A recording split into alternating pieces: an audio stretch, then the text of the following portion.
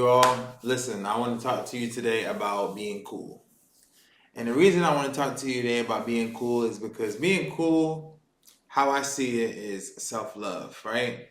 How you how cool you see yourself is self-love.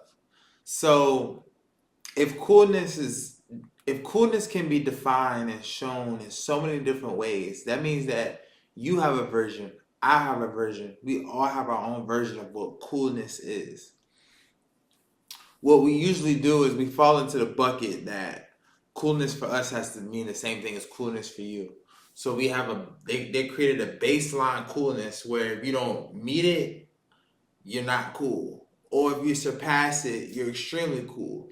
But to be honest, if you have self-love, it's not about how the world defines cool. It's about how you define cool. You know, when you have an extra pencil, do you offer it to a classmate? If you have an extra sheet of paper, do you offer it? You know, if you feel generous and you see someone may need a hug, do you offer them a hug?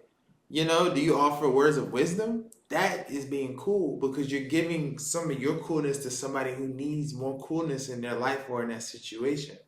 So, I guess pretty much you just gotta ask yourself, are people becoming better when they're around me? Or what's happening there? Because cool people make other people cool.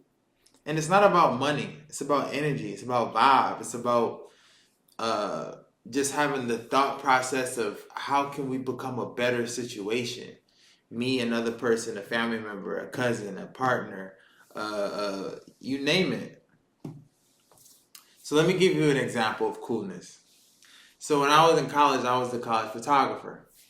So let's compare the first party I went to the last party I went to, which was like party number 27. So 1 versus 27.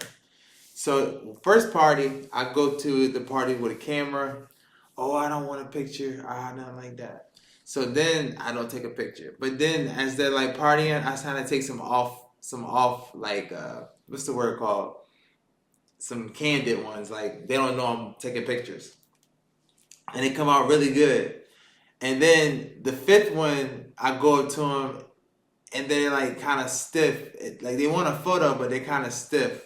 And then the 15th one, oh man, they start coming out the box a little bit. Man, get a picture of me and my buds. And then the 30th to 40th party, oh man, actually I went past 27, but let's just keep going. What I'm basically trying to say is, as more parties started to come and happen, they started getting more comfortable, and they started finding their coolness to where they started posing. Man, give me like this, give me like that.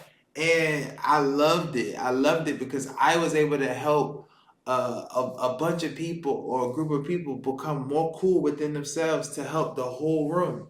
So listen, take this, make sure you're looking in the mirror and really looking at what are the cool things about you. What do people love about you?